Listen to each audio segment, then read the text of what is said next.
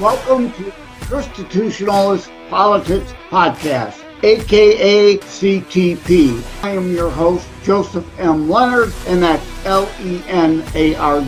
CTP is your no muss, no fuss, just me, you, and an occasional guest type podcast. Really appreciate you tuning in. As Graham Norton would say, let's get on with the show!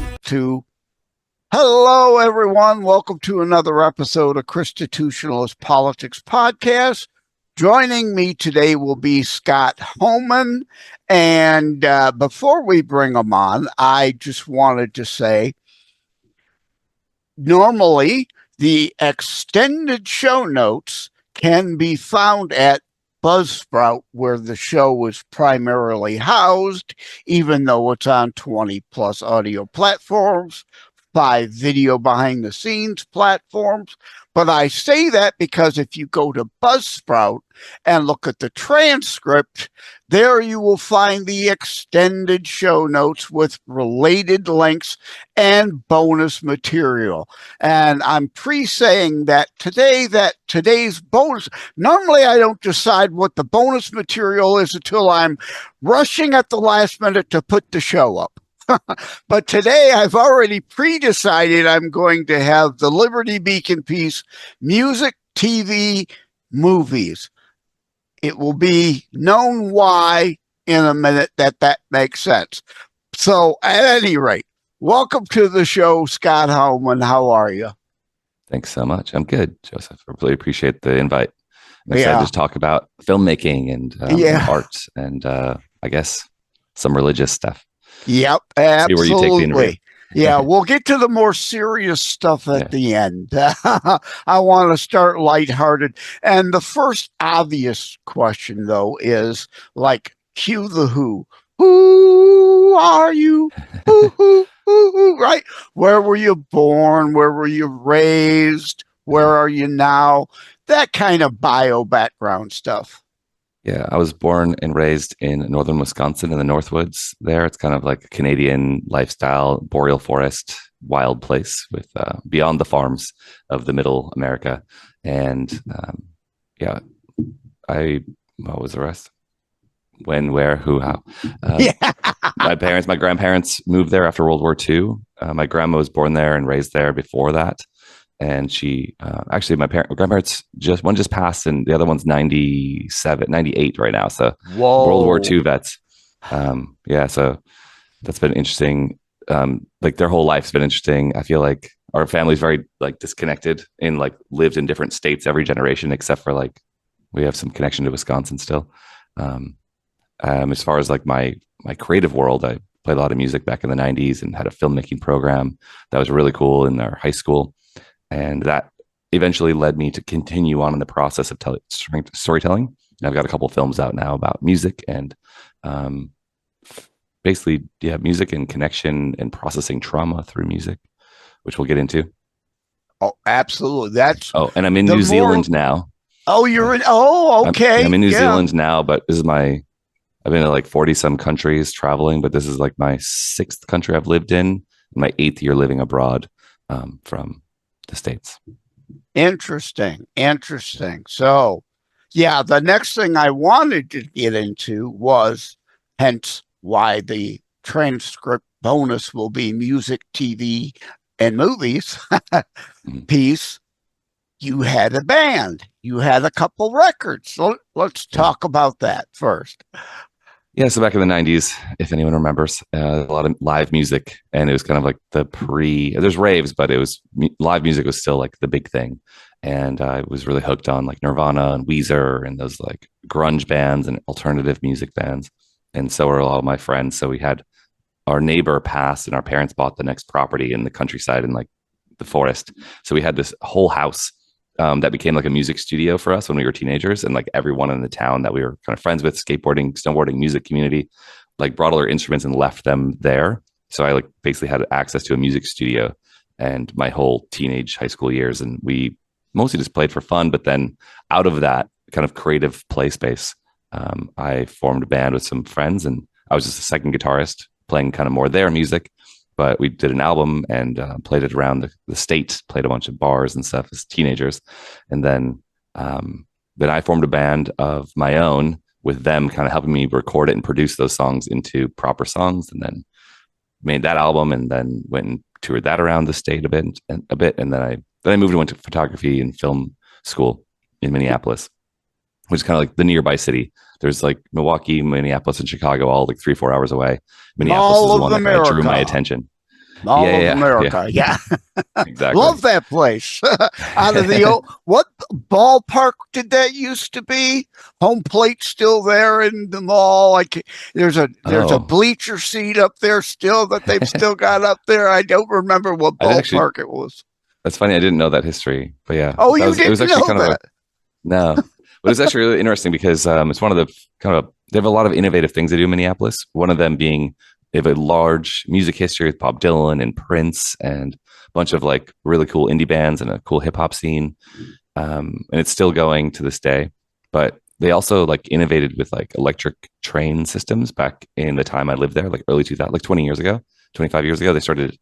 So Mall of America was one of those big new things that they did, but they also connected trains from there to downtown, to the baseball stadium, to St. Paul, Minneapolis, and then all the way out to the suburbs, like all these, like it became this like really cool way to get around and get rid of your car and like have a more modern futuristic lifestyle. Mm-hmm. Yeah, they're kind of they're always pushing the boundaries there. And there's a lot of cool stuff going on in Minneapolis. Most people don't know that if you don't like hang out there for, yeah. Well, I love to fly over Minneapolis. Yeah, right. I've flown into Minneapolis to drive to Kansas and other states several times for work. So, but I love talking music with people who have a musical background because my dad, Ted Leonard Jr., created the Polka Kings, and they had three albums. Wow. I wrote and recorded music in the 70s and 80s, but I wasn't good enough for a record deal.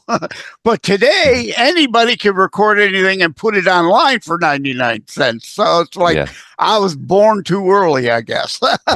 It's interesting you talk about the Polka Kings because where I'm from, every wedding I'd ever been to until I was about 18 had a live polka band. And like people in the church I grew up in played in the live polka bands that toured around for weddings. And you dance old polka dance every single song for the entire wedding party. And it wasn't until like year 2000 that there was a DJ that played a wedding in my experience. Cause of like Wisconsin, Minneapolis, or Chicago, that region is very Germanic Polish. And even Yankovic's, like Weird Al Yankovic, his dad is Frankie Yankovic, one of the polka kings. I actually call him that. It's interesting you have a connection to polka because it's a weird part of my childhood that I actually really like. It's like a lot of heritage from Europe. Yeah. Yeah, that's interesting. I did that for a while too. I DJ'd events. My sister is 7 years younger. So when I was no longer writing and recording music, I had a huge record collection. I was like, we need somebody to do our high school dance. I can do that. I've got all the stuff. So I did that for a while too. But that then transitioned and led, you said, film school to more a visual art desire. That's true, yeah. And my grandmother bought me a Kodak 110 back when I was like 12 years old. And my mom loved to shoot photography on film. So I did a ton of that. I was always the kid. There's a great picture of me in high school with like a bunch of my friends and me with like a Canon AE1 film camera around my neck hanging there. I was kind of always like this guy doing something with photography. We had a great darkroom and photography program and early Photoshop program and a documentary program where we made films, and we did live TV as well. Mostly goofy stuff like snowboard and skateboard videos and music videos, and like a little bit of like scary stuff or like a weird, creepy dream sequence to Aphex Twin video or music. So like kind of, just a lot of playful stuff. But that's kind of what got you interested more to that direction then. Yeah. And what I found making music was that like I wasn't going to take it so seriously because I realized, I could play songs, I could play and perform, but at the same time, my friends I was around were like much more talented and took it a lot more seriously. Like, that was their thing. And I cared more about storytelling. But because of my appreciation for music, was like, well, I should do storytelling around music and musical artists. And what that moment in film school when I was doing photography more, and in Minneapolis, I was hanging out with musicians in Minneapolis, and that fast forward till today, I'm still connected to those people. We don't spend a lot of time together, but I made my second movie and my most important movie up to this point about their lives in Minneapolis at that time, making music through the 80s, 90s, and early 2000s when they had like an archive. So in terms of documentary filmmaking, knowing a story exists, it's not necessarily a documentary that you can make if they don't have an archive, because you need to tell the past. And how do you do that visually? And so they had like feature films, short films, music videos, them goofing around, making like absurd horror and comedy videos, and also an incredible body of musical work that I could use for the soundtrack. And then they also made an incredible amount of work, even more and more powerful, more important work after, in the transition that the film talks about changing their worldview, having a transformative experience in their life. And then they have more art that captured that moment in the past, even though, the movie shows it kind of like, this is our modern day, but obviously like it's a film. So it's years ago as well. But to have both periods of time captured in music and video made it this like beautiful, it was like a documentary waiting to happen. And that film is Witness Underground, but we'll get there. Yeah. Well, we're there. Is that Okay. Is that available online or? Yeah. So I went through the process of learning the business of film after making the film, and because I sort of was approaching it, as an independent filmmaker, independent artist, and was that I spent the last 6 years on it. Yeah, you did that before you officially created Banana Island Films, or after you set that up? Yeah, we're sort of jumping through a couple decades here, but okay. Yeah. I basically, the film is available on Amazon and Apple TV and YouTube Movies and Tubi TV. Those are the big ones, and it's also on like 14 other streaming services that are kind of smaller. Yeah. But if you go to witnessunderground.com, you can find all the ways to watch it wherever you live, and in North America has the most access. But it's all there, and it has like a global map of where you can watch it. So if you're watching this internationally, you can probably watch it somewhere, including the Banana Island Films, my YouTube channel. I've cut the film up into like 8 chapters, so you can watch it in small bits and see the whole movie that way. You can watch it almost more like a TV series. Yeah, separate episodes in a way. Yeah, short 10-minute episodes. Yeah. So it's available everywhere. And as far as Banana Island Films goes, so after I went through a similar thing as the artists in that film. And so just to keep it simple, it's about artists who escaped the Jehovah's Witnesses, or you could think of it as a cult, religious cult. They have some very strong elements to their faith that are very like abusive. And it's a really impactful story for the people in the film. But also I went through something similar because my parents joined that religion when I was like a young person. So I was like, they're trying to indoctrinate us, but they didn't know how to do that. So they failed at indoctrinating me. And I needed to make a film about how they treated me when I was being honest about what I believed with them and what I didn't believe. And they are coerced to treat you a certain way and then never talk to you again for the rest of your life. So I've been going through that for the last 16 years. Yeah, Scientology too. I mean, once you're in, you're not supposed to be ever let out. And I mean, exactly. Leah Remini did that great show on A&E for a few years about that, in literal camps with the barbed wire to keep people in. That's not a faith. You don't have people there because they believe. They're there because they're being held hostage. Yeah, exactly. That's a great way to say it. And I feel like I'm a religious refugee, not because I want to, but like that's what's happened.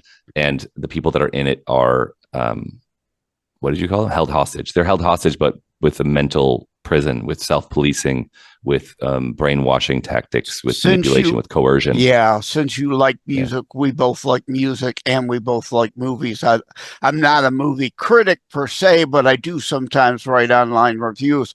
Like Creed, My Own Prison, right? Yeah. The band's Creed. Yeah. Yeah. Did you see the movie Heretic? I just started watching it recently. It's actually awesome. I was so impressed by how deep that they go into worldview, having a worldview, and like having that be challenged. I'm so impressed by that movie, and I'm so excited to finish it. But someone was like, "We need to watch that together." So I finally got around to watching it. Yeah, some people indeed will. It's like, oh, they're unfortunately, I dare say this. I mean, they're so weak in their faith that they can't watch something like that because, out of fear, something within them will then make them question themselves. I welcome questions. This whole show is about self-reflection. If you can't handle the questions, it's because deep down you know the answers might not be so convenient. And Heretic, I went in expecting nothing of that movie. I thought, oh, great, another Hollywood attack on religion film, but it was very well written, very well acted. It is worth seeing.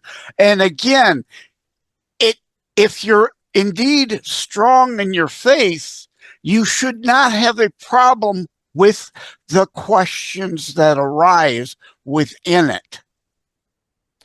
Yeah, and I feel like if you are challenged, then okay, you do more research, like try to figure it out. Like ultimately, what I've learned from like neurobiology is that we have a model in our head about how reality works, and if we're faced with a challenge, then we have to do something to update the model, or we can live in a very unhealthy place of cognitive dissonance where we have two opposing ideas that cannot coexist, and our brain's not solving it for us, interpreting it in one way or the other.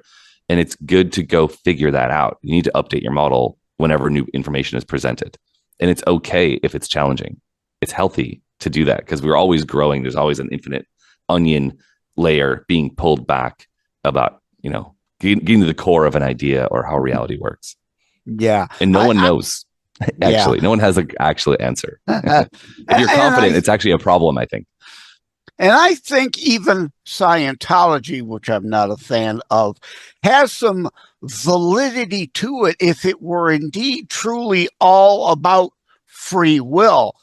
But it was created by Ron L. Hubbard as a scam to sell books.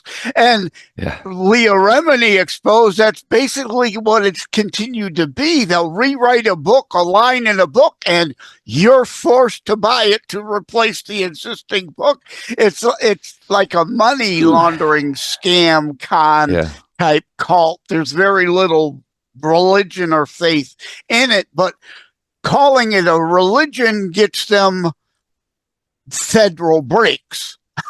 Oh, deeply. And I feel like that's actually the thing when it comes to the human rights topic, which my film doesn't dive into, but it's definitely the thing that's changing human rights laws around the world, as shunning that tax breaks and the flow of money into these organizations that have unhealthy goals for society or their members, or that, like in this case, like you have to buy these books, you have to pay it, you have to put all your time into this thing or your money into this program.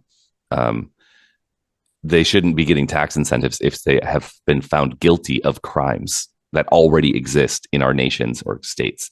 And in the case of both of these religions, we shouldn't say like, oh, it's a religious issue, like let them do whatever they want. Like there's slaves there. We can't exist with slavery in our country. There's people dying because of this. Death isn't an acceptable result of a religious group.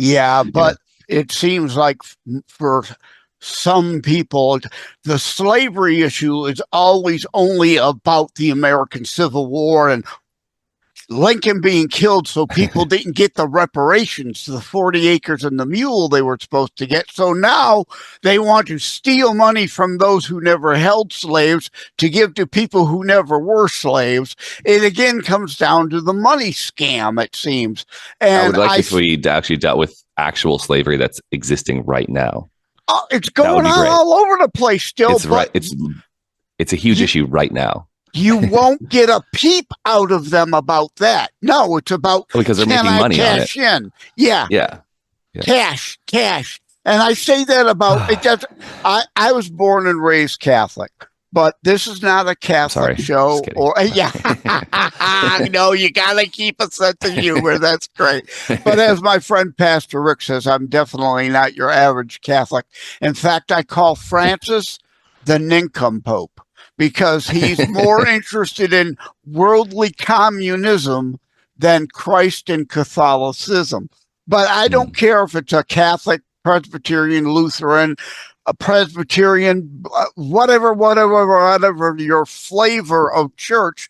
A lot of them have become humanist clubs and all about say whatever, whether it's biblical or not, to keep fannies in the pews and the money coming in. So to have your relationship with Christ doesn't require that building with the steeple on it. Yeah, I mean, I think just with any cult, if there's a money angle, then it's already poorly incentivized to be correct. So the fact that like these churches operate the same way, like, oh, as long as the money's flowing in the pews, the pews are full and the money's flowing, then we know it's working well. We'll say whatever it takes to keep that happening. That's actually not necessarily optimized to give you truth because it's about money. Yeah. Like, you can't do both. Yeah. And there could be cultish offsprings of any sect and any religion. Like there are certain in Islamic faith, certain Shia,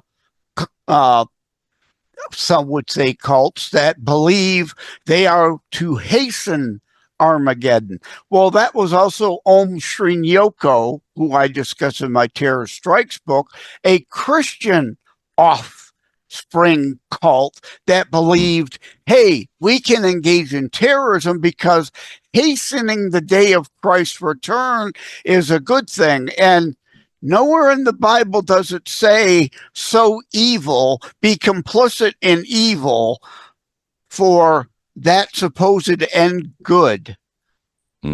Yeah, I grew up in a doomsday cult and the film's about that. So I'm kind of immune now to, we need Jesus to come back and murder everyone as a solution to our world's problems. If someone's saying that, I think that you should just walk away. Maybe run.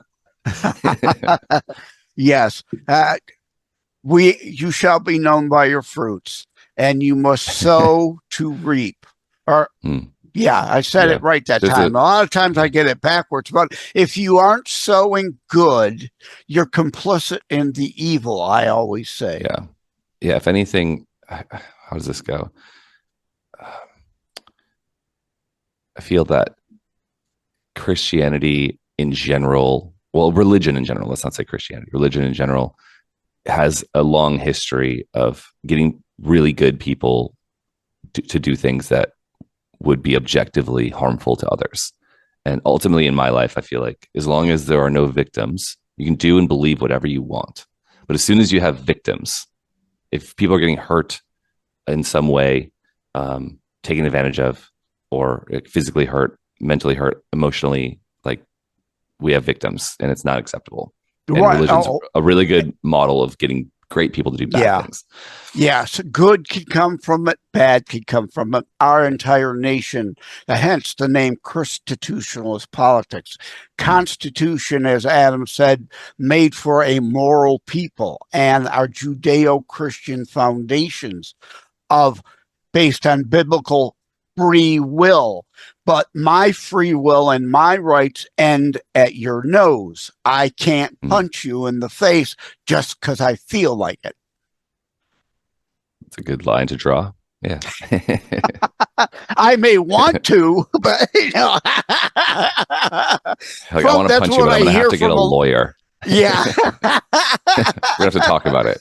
Yeah, well, that's a whole legal ease and lawfare out of control has brought us a lot of down the path away from where we were so long ago, and why we have so many, like, everything's got to have a warning label on it to protect the stupid from themselves. And some things are out of hand. That's true.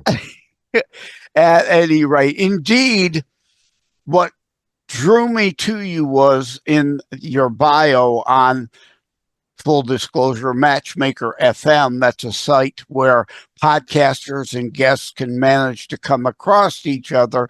It talked about escaping cults.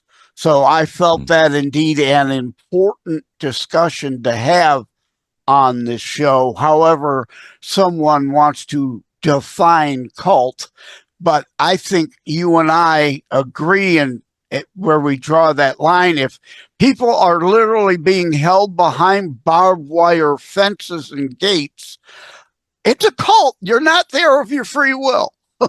Yeah.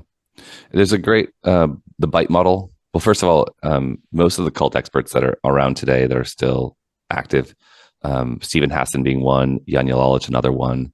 A lot of their work is based off of how the communists under Mao, the Lifton's 8, it's called. So if you want to look into Lifton's 8, that's kind of like a great source material for how to control the minds of people and a nation.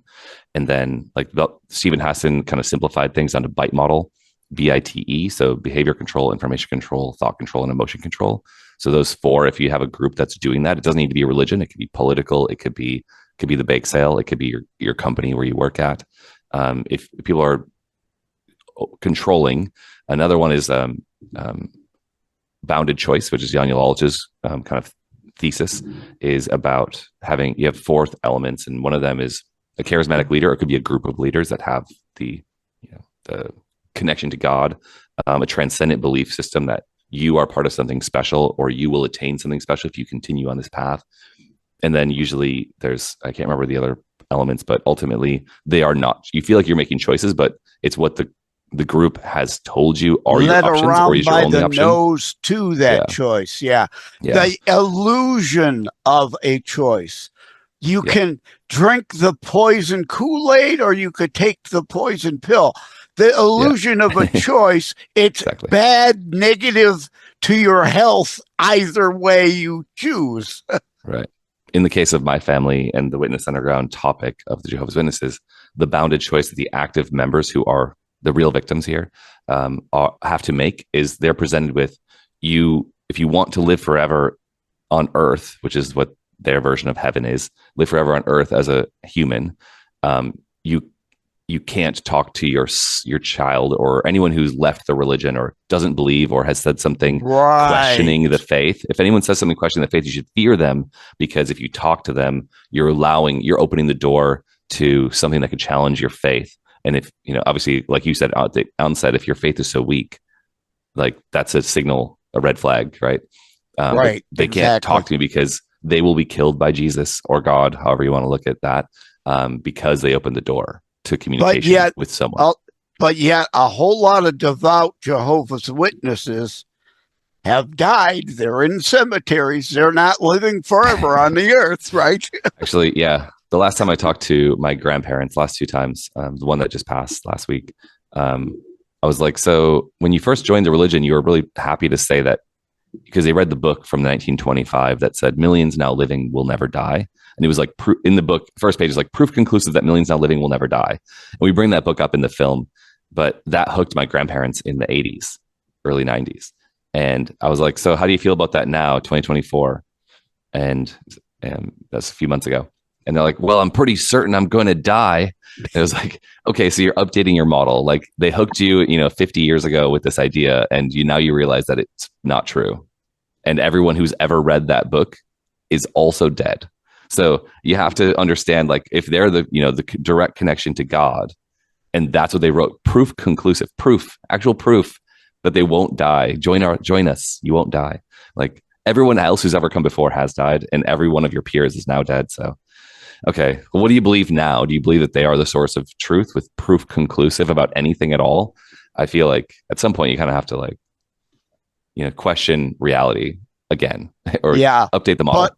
But as long as there are new, as Barnum said, a sucker born every minute, as long as there are replacements for those who leave through death that they were promised would never come, or leave for whatever other reasons, as long as there are new recruits, the cult and the money continues. Keeps flowing. Yeah. Yep. Yeah. And they're one of the richest companies in New York City. They make like $50 billion a year off of their whole global network of about 8 million or so that they claim as members.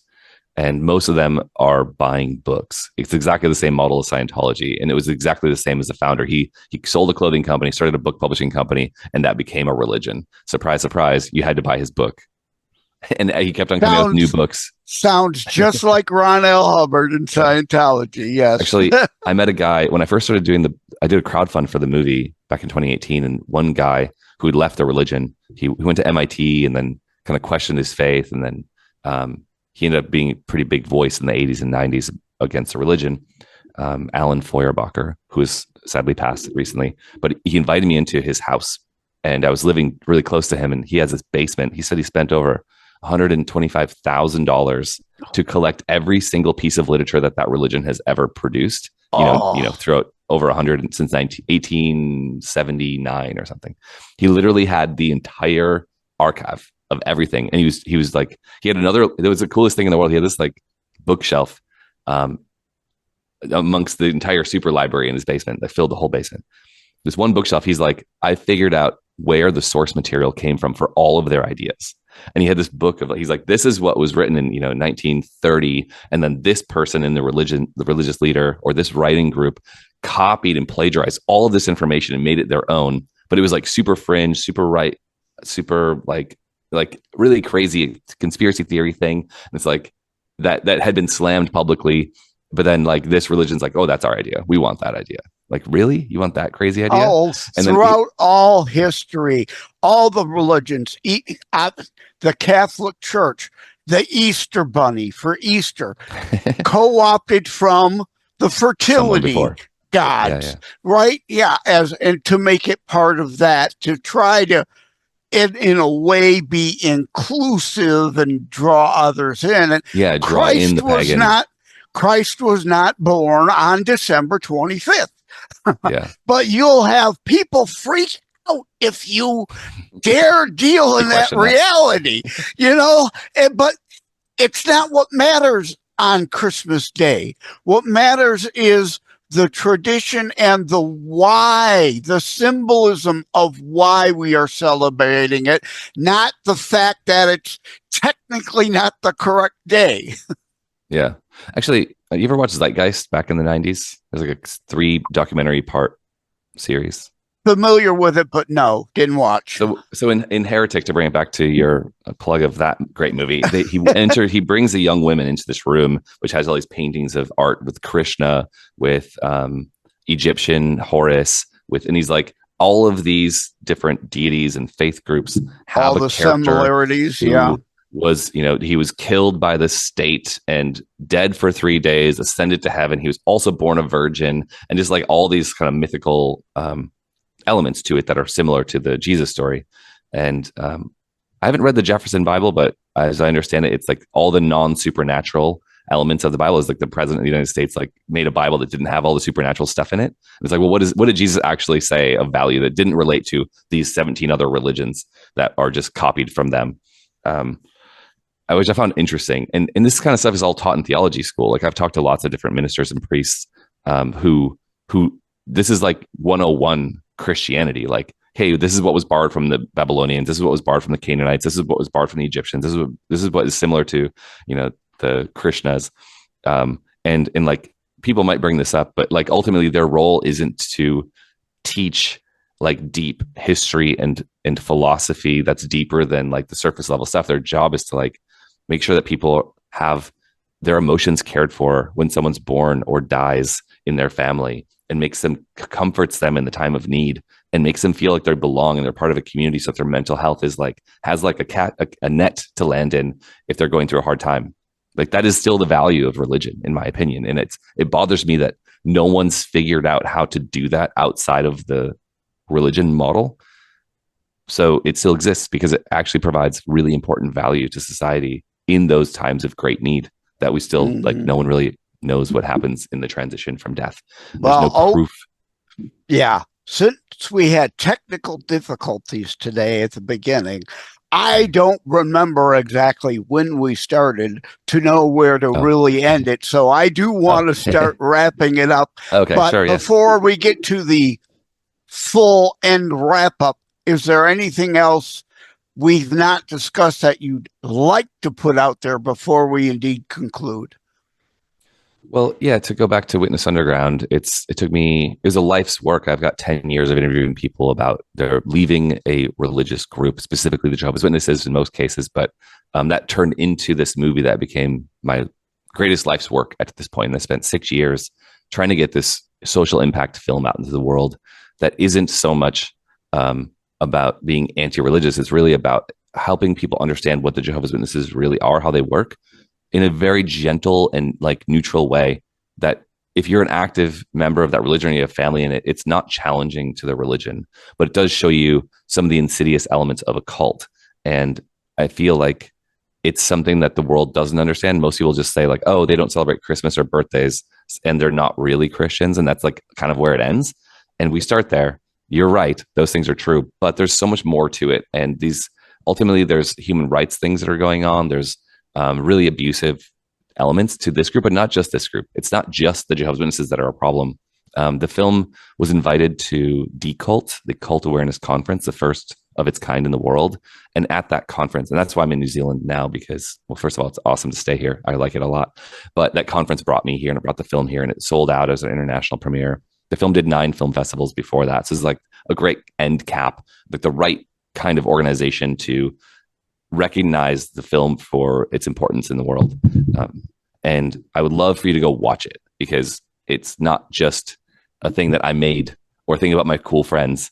It's actually about processing trauma using art and the value that has to keep people from dying by suicide, or to actually discuss, to open up the door to talk about trauma, because we all experience it. Humans have a chemical and emotional maximum that you can hit, whether it was like moving to a new apartment or like someone dying or having a worldview shift like the film discusses, where you realize that what you've been taught isn't quite right, or it's wildly different than reality. Or like the people behind it are poorly incentivized to actually be like honest with you, or abuse and control you. So like we can all be susceptible to that. It's not just like, oh, some weirdos are born into a weird group, like sucks to be them. It's like, no, we humanize them. You get to like connect with them through music and their story, and you also might be in something, or it'd be worth questioning reality again, even if you didn't ever do that or you haven't done that for a long time. Yeah. Like what is real? Yeah, and then this show, I like I say, it's not a Catholic show or a Baptist show or Adventist show or Jehovah's the Witness show or a whatever.